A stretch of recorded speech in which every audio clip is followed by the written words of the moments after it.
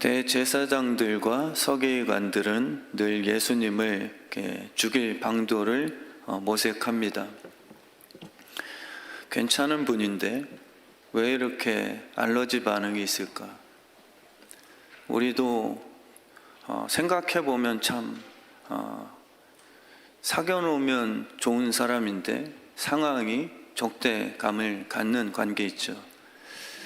그냥 이유 있는 싫음이 아니라 그 사람 때문에 내가 비교당하는 것, 그 관계가 좀 불편합니다.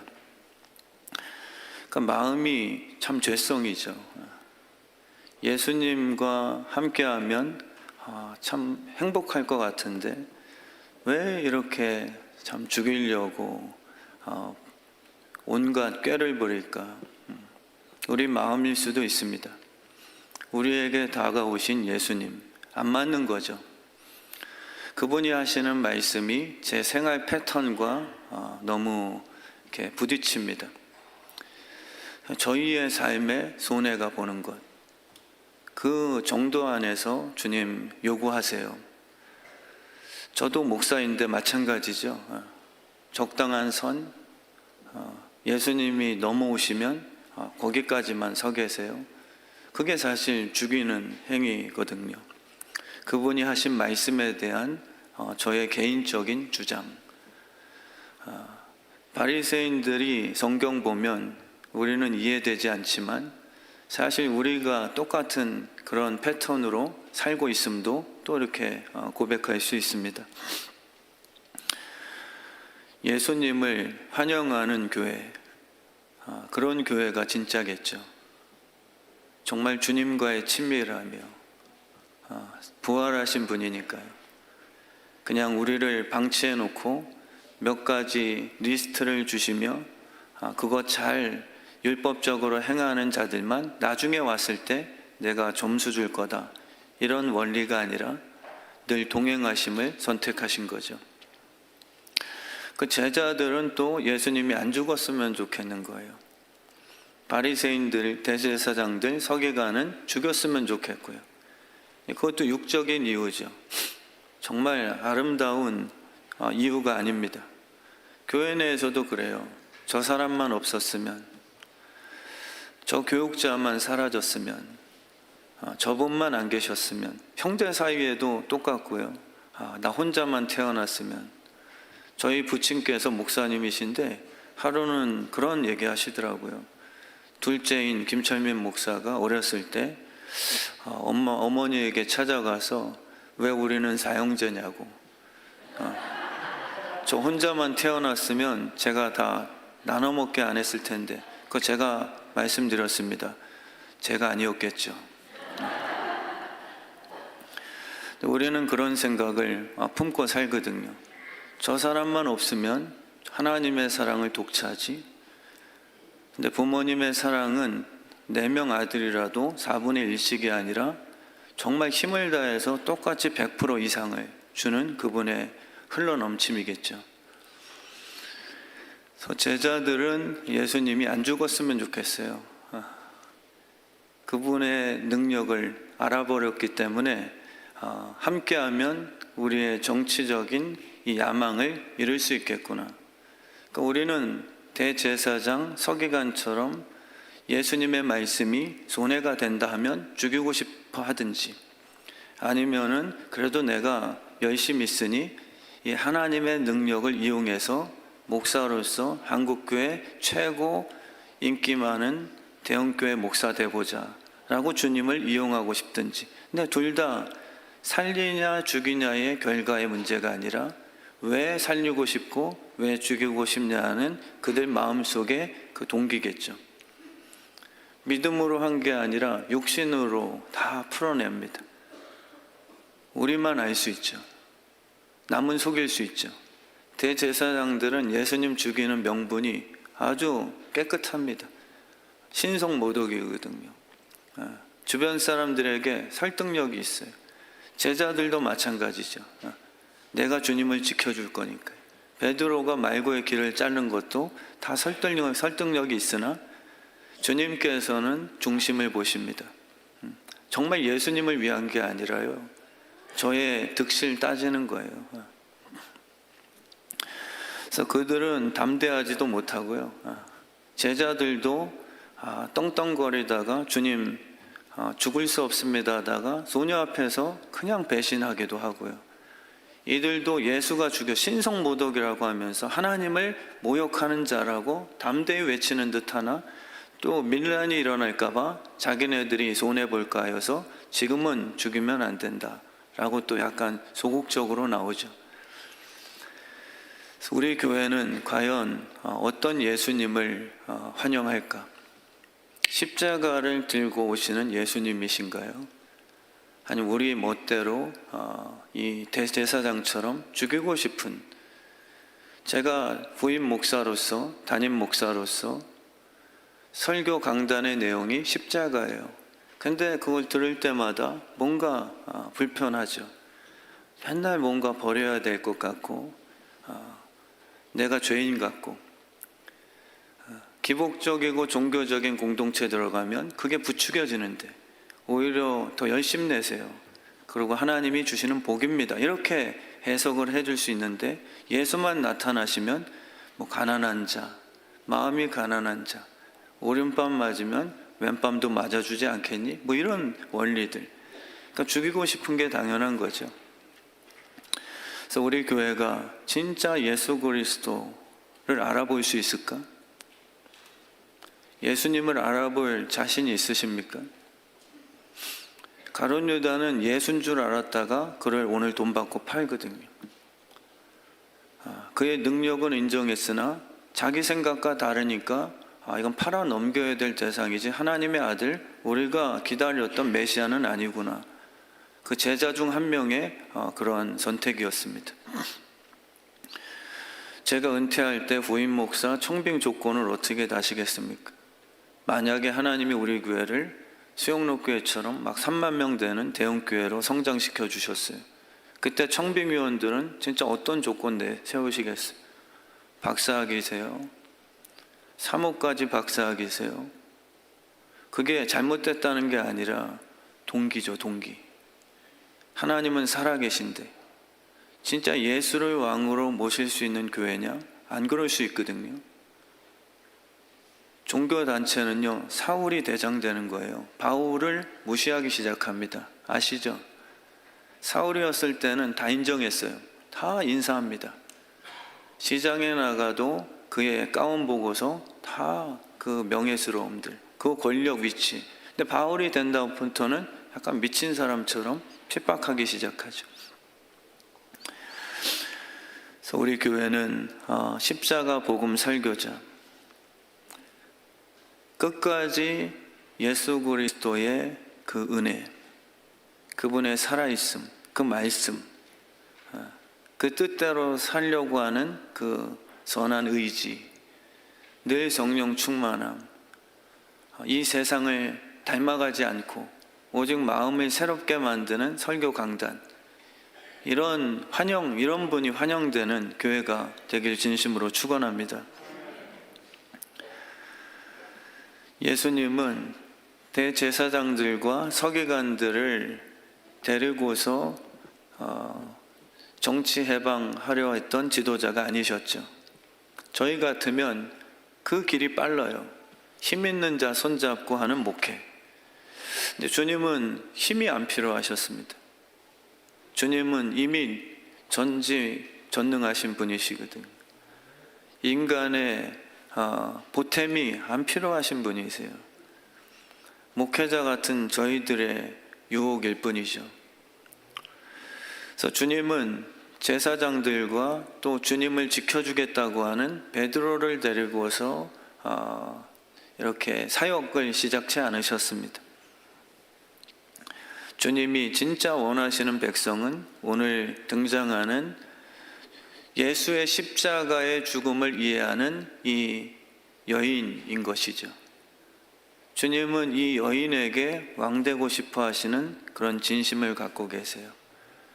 종교 지도자, 또 편들어주는 베드로, 내가 말고의 귀 잘라줄게요 라는 충심인 듯 하나 그를 데리고서 왕노릇 하심이 아니라 본인이 피를 흘려 그 피를 이해하고 나 같은 더러운 여인을 위해 씻어주신 예수 그리스도의 십자가를 이해하는 그 참 성도에게 왕되고 싶어 하시는 주님의 마음을 우리가 깨달을 수 있습니다. 그래서 주님을 왕으로 진짜 모실 수 있는 유일한 방법은요, 십자가를 아는 것 외에 없습니다. 호산나 호산나 아무리 찬양을 하고 환영했더라도 그들이 예수 십자가 앞에서는 왕으로 예수님을 안 모셨거든요. 오병이어의 기적이 나타날 땐 왕으로 모시자 했거든요. 근데 십자가를 말했을 때, 십자가 질 때 제자들은 다 떠납니다. 그러니까 진짜 예수 그리스도를 우리가 왕으로 찬양하죠. 왕이신 나의 하나님, 높임을 받아주세요. 근데 주님께서 나 너 백성으로 안 받을 거다. 주님은 거기에 안 속으세요. 정치적인 거, 종교적인 파워. 주님, 제가 주님을 왕으로 모실게요. 아무리 정치적으로 인정을 해도 주님이 딱 저 마음을 보시고 예수 그리스도의 피가 없는 자녀에게는 나 너에게 왕 되고 싶지 않아 라고 거절하시는 거예요. 진짜 예수를 왕으로 섬길 수 있는 유일한 방법은 내 죄를 깨닫고 그 피가 나를 새 피조물로 바꿔 그의 십자가를 이해하는 이 향후 옥합을 깬 여인 외에는 없는 것이죠. 그게 교회의 백성됨입니다. 그래서 이 당시에 이 향유 옥합은 매우 귀한 결혼 지참금이었습니다. 결혼을 위해서, 신랑을 위해서 이 여인은 자기가 탁월하고 미모가 출중하니 예수 신랑께서 나를 선택하셨다, 이런 종교인도 아니었고요. 내가 남편 지켜줄게 했던 베드로 같은 자기 열심 있는 여인도 아니었습니다. 나 같은 여인을 왜 택하셨지? 그게 이 여인의 궁금증이에요. 주님의 마음 외에는 나를 신부로 선택할 이유를 찾을 수가 없는 겁니다. 우리는 이유를 찾잖아요. 저 남자가 저 여인을 왜 선택했지? 뭔가 있나 보다. 못생긴 남자인데 미모의 여인을 신부로 택했다면 야, 돈 많은가 보다, 뭐 이렇게 하잖아요. 근데 이 예수의 신부되는 유일한 이유를 찾으려면 주님께 물으셔야 돼요. 내가 너를 사랑한다 라는 그분의 실제 마음뿐이죠. 그게 우리 기독교의 사실 전부입니다. 그래서 이 여인은 놀랍게도 자기의 결혼 지참금 되는 그 귀한 향유 옥합을 예수를 신랑으로 삼았으나 그 이유가 자기처럼 음란한, 참 누구의 거룩한 신부 될 수 없는 그 존재를 깨닫게 된 것이죠. 우리는 그래서 주님의 사랑법밖에 없는 거예요. 자랑이 없습니다. 누가 더 나은 게 없죠. 나아지고 싶어서도 안 됩니다. 비교도 필요 없죠. 주님의 사랑이 시작이요 끝이니까요. 마르다가 일 열심히 했다고 네가 더 좋은 신부감이다. 밥 차려주니까. 하루 세끼 정말 임금님 수라상처럼 밥 차려주는 마르다. 네가 더 좋은 신부감이다. 주님의 의식 속엔 이런 비교가 없다는 거예요. 놀라운 거죠. 다만 믿음으로 진짜 나를 안다면, 내가 너를 사랑한다는 걸 깨달아 마리아처럼 그 앞에서 내 신랑의 이 말씀을 경청해 준다면, 나는 무슨 일이든 믿음으로 한다면 마르다 마리아 비교해서 너는 내 신부감 이런 거는 없다. 그러니까 교회라는 공동체는 누구 때문에 저 사람보다 이런 비교가 불필요합니다.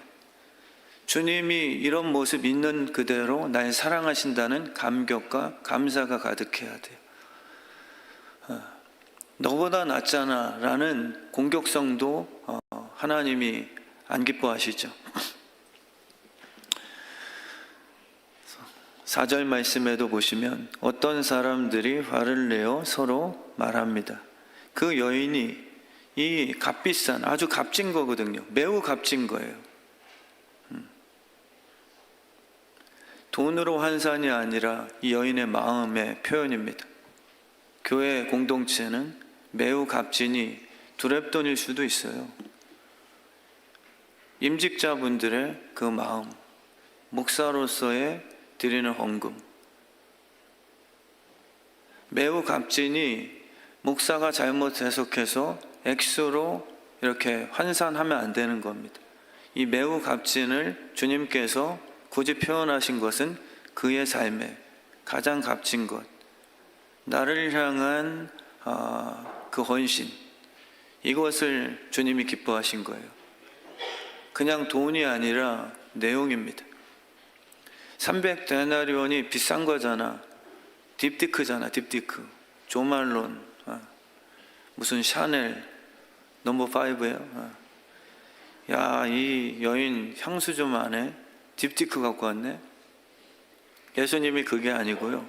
비싼 거기 때문에 칭찬하심이 아니라 내용을 보신 거예요. 눈물 나는 거죠, 진짜. 이 여인은 매우 값진 걸 갖고 왔다. 주님이 받으셨어요. 꾸중 안 하시고요. 주님, 두렙돈 여인의 것은 뺏지 말으셔야죠. 사렙다 과부의 떡반죽 그릇 것은 뺏지 말으셔야죠. 이게 제자들의 생각이었어요. 아니, 어떻게 그것까지 내놓으라고 하세요? 근데 주님은요, 오히려 그가 좋은 일을 하게 내버려 두면 안 되겠냐? 라고 이해 안 되는 그런 답을 주시죠. 그게 진짜 예배거든요. 그들은 허비한다고 얘기해요. 허비. 주님을 향한 사랑의 헌신을 허비라고 악한 그 단어를 사용하죠. 돈을 허비라고 생각하는 이 인생, 주님께 드리는 시간, 주일 성수, 10의 1, 혹은 남의 입에 들어가는 10,000원짜리 한 국밥 대접, 자기 입에 들어가는 100만 원짜리 좋은 코스 요리는 가치 있다. 내 수고한 인생 보상하자. 뭐 그것도 나쁜 건 아니겠지만 그것만 아는 분들은 진짜 낭비하는 인생이에요. 그의 생각이 허비적입니다. 이 가룟 유다는 300데나리온 되는 그 가치를 예수님의 발에 붓는 그 여인의 이 시간, 헌신의 이 모습, 그의 헌신을 허비라고 생각했지만 성경은 누가 진짜 허비냐라고 지적을 하시는 거예요. 가룟 유다야, 네 생각이 허비적이다. 예수를 위해 사는 시간 외에 다른 것들은 아무리 널 위해 보상해도 예수를 위한 게 아니라면 그 시간이 헛되고 헛된 것이다. 이걸 주님께서 깨닫게 하시는 거죠. 세상의 원리는요, 야, 헛되지 않아. 그건 헛된 거야. 세상도 여러분들을 바라보고 이 명절 때 뭐 하는 짓이에요? 주일마다, 일요일마다 당신의 육체 쾌락을 위해서 시간 보내세요. 허비라고 얘기해 준단 말이에요. 근데 제가 진짜 말씀드리는 건 허비가 아닙니다. 주님을 위해서 사는 것만이 시간에 아끼는 지혜예요. 주님은 절대 우리를 허비케 안 하시는 거죠. 제가 가만 목회를 하다 보니까요, 고속도로에서 시간 제일 많이 허비하시는 분을 가끔 따져보게 돼요. 저희 교회에서도 어떻게 보면 울산에서 오시는 김봉수 장로님, 물론 담임 목사의 설교 때문인지 사랑하는 아내 우리 김종혜 권사님의 이유인지는 잘 모르겠지만 허비잖아요.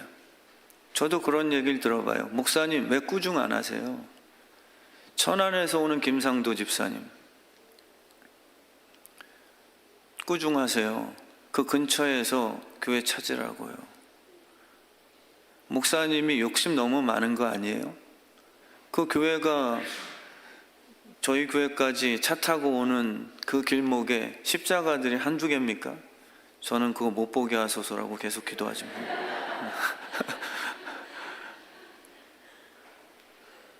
그 문제가 아니에요.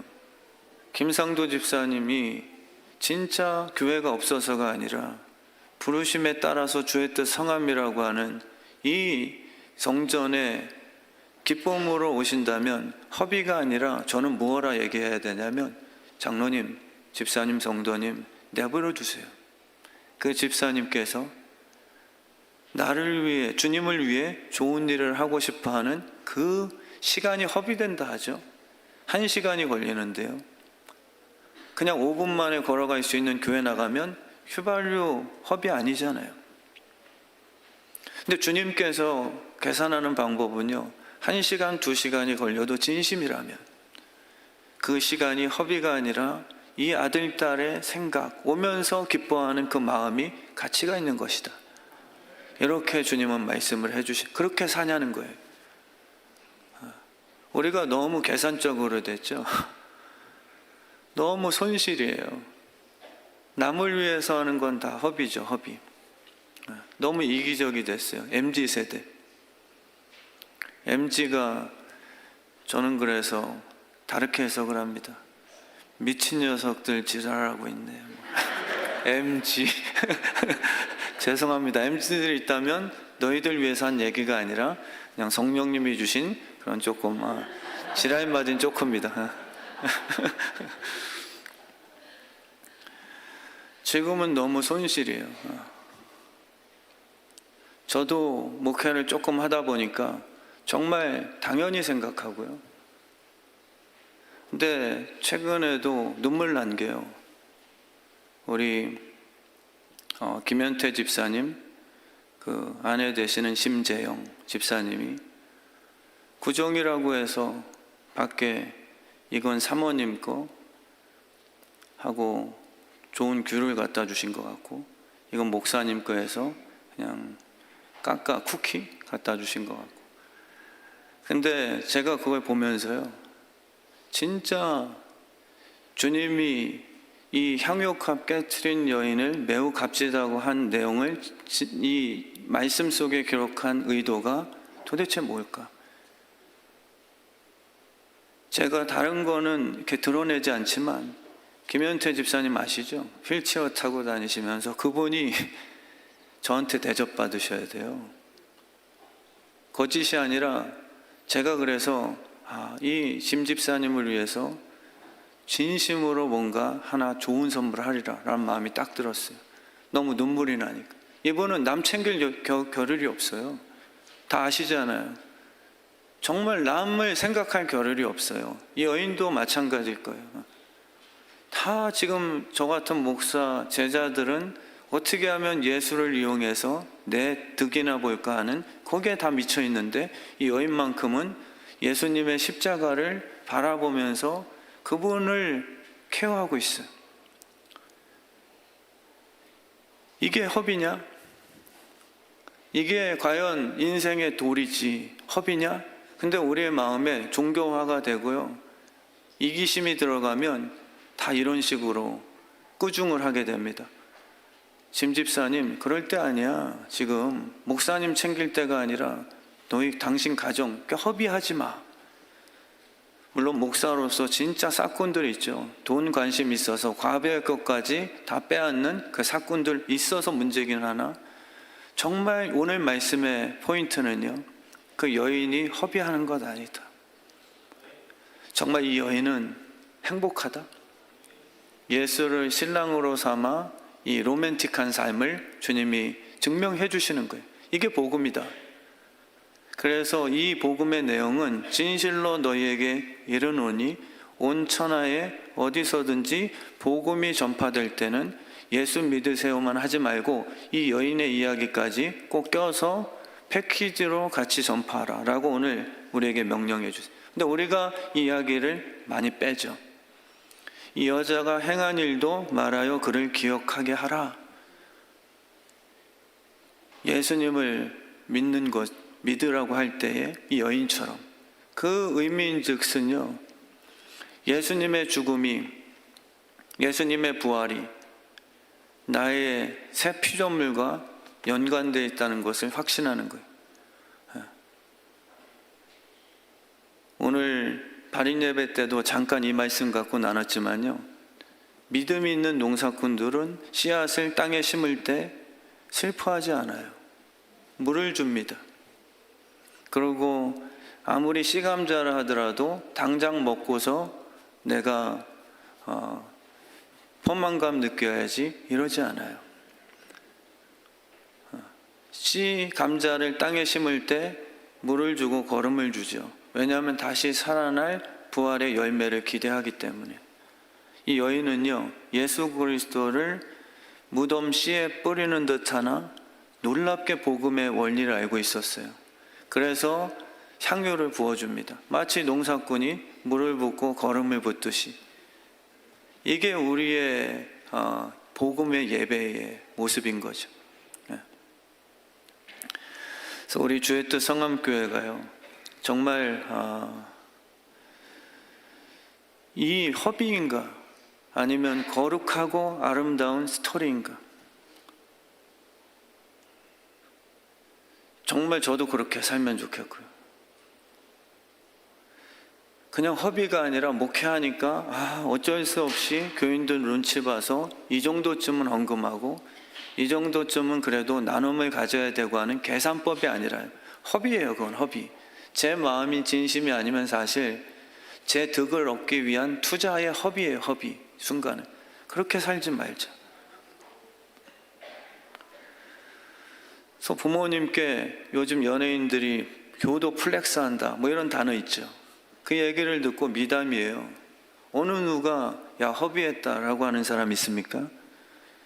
특별히 가난하게 살아 그 부모님의 전적인 지지를 받고 가난하고 무명이었을 때 끝까지 믿어주었던 그 부모님들께 성공하고 난 후에 저 집 사드렸어요. 우리 아버지 최고 좋은 한국에서 세단 최근에 하나 선물 드렸습니다 할 때 그 자녀들의 얼굴빛 보세요. 빼앗겼다, 억울하다, 허비다 이런 느낌 없습니다. 주변에서도요 박수를 쳐준단 말이에요. 왜냐하면 스토리가 있기 때문에. 그냥 야 너무 비싼 거 아니야 라는 거 환산되는 순간 우리의 기독교는 종교로 변질되기 시작합니다. 마음에 스토리가 있어야 돼요. 정말 하나님을 향한 그 이야기. 나 같은 더러운 자녀를 위해서 아낌없이 자기의 생명을 내어주신 우리 부모님 예수 그리스도의 십자가 위에서 다 이루었다 하시는 그 눈물, 그게 있을 때 우리는 주변 사람들에게 허비가 아니라 부모님께 교를 다하는 그런 플렉스가 될 수 있는 거예요. 멋있는 일이 될 수 있는 것이죠. 그래서 이 종교인들의 특징은요, 말은 진짜 잘합니다.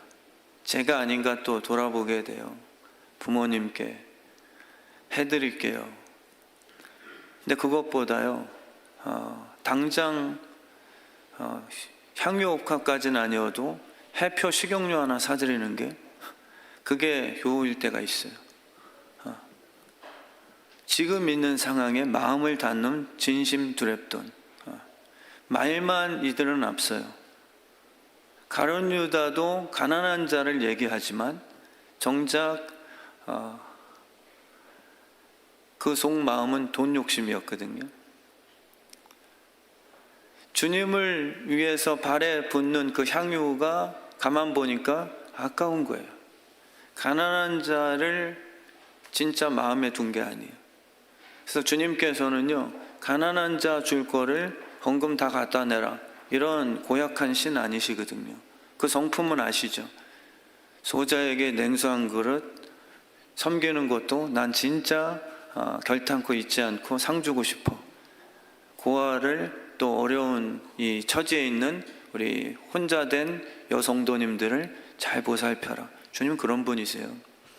그리고 덧붙여서 그들을 섬길 수 있는 기간을 항상으로 딱 박아주시죠.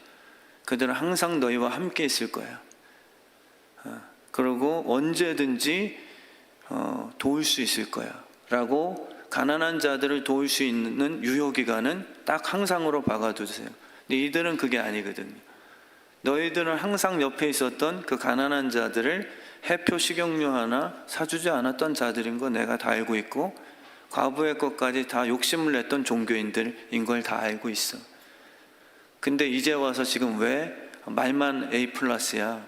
너희 속마음들은 다 F학점인데. 이런 경우 많거든요. 이민 목회로 부임받아서 딱 공항에 첫 도착하시는 목사님들이요, 처음에 다 그런 건 아니지만 대부분 그렇대요. 제가 한 얘기가 아니라 저도 유학 중에 들은 얘기니까. 그 처음 마중 나온 장로님이든 집사님이든 이미 목회 끝난 거예요. 목사님 잘 오셨습니다. 제가 때마다 잘 섬기겠습니다. 그래서 목사님이 안심하고 목회 시작했는데, 대부분 그 나오셨던 말씀만 A+셨던 그 분에 의해서 쫓겨나가셨다는 이야기가 진짜 많아요. 이들은요, 말만 A+예요. 섬김은요, 마음이죠. 그 사람이 관심이지 내가 이 섬김을 해서 어떻게 인정받을까 하는 그러한 인기성이 아니란 말이에요. 진짜 그 사람에게 해주고 싶은 거, 이종철 장로님께 제가 진짜 밥 한 끼 사드리고 싶은 게 전부예요. 근데 장로님께서 목사님이 나 밥 한 끼 사주셨어 이렇게 얘기하는 건 제가 못 먹지만, 진심으로 그 마음이 이제 그게 진짜인 것이죠. 근데 이들은 정말 말로만 항상 예수님 안 떠납니다. 가난한 자 도웁시다. 슬로건과 구호는 너무 멋지지만 정말 주님은 그 삶이 없는 것을 정확히 간파하셨죠. 가난한 자들을 들먹이며 결국 자신의 목적 달성에만 관심받은 그 종교인들, 우리 교회가 그렇지 않게 되길 진심으로 축원합니다. 예수님도 그 자리에서 책망해야 된다는 공격성이죠. 우리는 주님 때문에 정말 좋은 일들을 행하는 것에 기쁨 누릴 수 있는 공동체가 되게 해주실 줄 믿습니다. 비난은 쉽거든요. 야당은 쉽습니다. 남이 하는 일, 지적하는 일은 안 배워도 다 가능해요. 내가 살아나가는 게 문제죠. 가룟 유다의 정의가 뭘 바꿨습니까? 가난한 자, 실제 관심은 오직 돈밖에 없었던 그 속셈이 다 들춰났죠. 우리 주의 뜻 성암교회가 예수로 사는 것, 예수가 가난한 자와 함께 있어야 그들이 도움받죠. 근데 지금 가난한 자를 이용해서 제자나 대제사장, 종교인들이 함께하면 이용만 당할 뿐이에요. 민중들은, 민심들 이용당합니다. 그래서 지금 예수의 부활을 환영해라 제발. 그리고 너희가 예수의 피로 나와 함께 되자. 그래야 가난한 자가 함께 있을 때 내 심장으로 저들을 도와서 행복하게 만들어줄 수 있는 유일한 길이 열릴 것이다. 이것을 주님께서는 풀어주시는 겁니다. 예수를 넘길 생각만 계속 가득하고 있는 이 참 안타까운 모습이죠. 어떻게 넘겨줄까 계속 기회를 찾고요. 그래서 8절 말씀의 결론으로 보시면, 그는 힘을 다하여 몸에 향료를 부어 내 장례를 미리 준비하였느니라. 힘을 다하는 겁니다. 사랑은 계산이 아니라 힘을 다하게 되는 것 같아요. 그리고 손해라 생각지 않고 엄마 아빠는 내 자녀 때문에 이렇게 땀 흘리고 힘써 산 것이 억울하지 않아 라고 진심으로 답해 줄 수 있는 존재적인 그러한 고백, 내가 이렇게까지 했는데가 불필요해지죠. 너 때문에 이렇게까지 하는 거야. 엄마 위해서라면 이렇게까지 안 할 수 있어. 근데 내 사랑하는 자녀 때문에 이걸 선택한 거야. 힘을 다하는 이유가 우리는 종교적이죠. 이렇게까지 했는데 주님 보상이 투자금 회수가 이것밖에 안 됩니까? 이게 아니고요. 죽는 것을 힘을 다해 주는 거예요. 예수님의 죽으심에 대해서 힘을 다해 주는 거예요. 내가 말씀대로 사는 것에 힘을 다할 뿐입니다. 그 이후의 결과를 계산하지 않는 거예요. 죽이려는 자와 죽지 못하게 하려는 제자들. 그러나 이 마리아는 왜 죽으시는가에 대한 깊은 이해도, 그의 죽으심을 경배하는 것. 우리 교회가 정말 구정을 맞이해서 이러한 깨달음이 깊어지길 주 이름으로 축원합니다. 힘을 다하는 거죠. 그냥 적당히가 아니고요. 목사인 저부터 은사별로 힘을 다해보는 교회가 된다면 우리 교회는 멋져질 거예요. 혹시 내 금리빨 빼가실까 봐서 웃을 때도 입 크게 벌리지 못하는 분들, 예전에 섬기던 교회에서 어떤 권사님이 금까지 내어드려서 향료값 깨듯이 금을 드렸다는 소문이 도니까 딴 분들이 그냥 우스갯소리로 야, 지금 이 시기에는 금리빨한 성도들은 입 크게 벌려 웃지 마 이러시더라고요. 그런 하나님이 아니세요. 진짜 매일마다 이삭 바쳐라 이삭 바쳐라 쫓아다니면서 네 자식 바 이런 분으로 오해하시면 안 돼요. 이삭이랑 하나님의 마음을 품고 진짜 같이 살 수 있는 그 허가, 이게 주님의 진짜 의도시죠. 우리에게 돈을 빼앗으시는 게 아니라 진짜 하나님처럼 물질을 사용할 수 있는 청지기의 삶. 돈이 많아도 음란하거나 유흥에 탕진하거나 아버지를 떠나거나 도박하거나 이런 어두움에 사용되지 않고 정말 물질을 줬을 때 아버지의 풍성함이 목표가 아니라 왜 돈을 모았는가에 대한 그런 고귀한 이유들을 허락해 주고 싶어 하시는 거예요. 왜 돈을 모았냐? 돈이 목표잖아요. 그냥 죽고 나니까 벽 털어보니까 수백억씩 나왔다라는 그 허무한 이야기들. 근데 부모님께 돈 왜 모았냐고 물어보면 우리 자식 등록금 때문에 20년간 모은 거예요. 그러니까 돈을 많이 모으는 목표가 아니라 거룩한 허비라는 이유를 알고 있는 인생들. 이게 왜 아까워? 모은 이유가 아들, 딸아, 민서야, 엄마가 아빠가 돈 모은 이유는 너 대학 등록금 대주기 위해서 애쓴 건데, 그때가 돈에 대한 클라이막스죠. 근데 제일 불쌍한 인생이 자기의 육신 외에는 다 허비라고 생각하는 좁은 생각의 인생들. 그게 사실 성경이 얘기하는 진짜 허비되는 사람이다.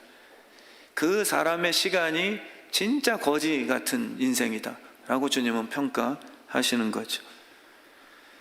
가룟 유다가요, 예수를 팔고 은 30세겔을 챙겼습니다. 근데 결국은요, 성전 앞에 그걸 다 뿌려버리고 목매어 자기의 시간을 다 허비했죠. 여러분 그렇게 되실 거예요. 예수를 위해 우리의 온님 다해 허비치 않는 인생은요, 결국요 100억 200억 돈은 다 모아놨으나 우리의 목이 잘려 사망으로 영생이라는 시간을 얻어내지 못하고 지옥이라는 시간 속에 인생을 진짜 허비하는, 인생의 허비는 뭐냐면 기쁘게 못 사는 거예요. 지옥이라는 것은 영생이거든요. 근데 시간을 계속 허비하는 겁니다. 발전이 없어요. 아무리 노력하고 살고 싶고 불에서 뛰어나오고 싶어도 나올 수 없는, 일이라도 플러스가 될 수 없는, 이득이 생길 수 없는 그 인생이 허비의 인생이거든요. 우리의 영혼은요 소멸되지 않습니다.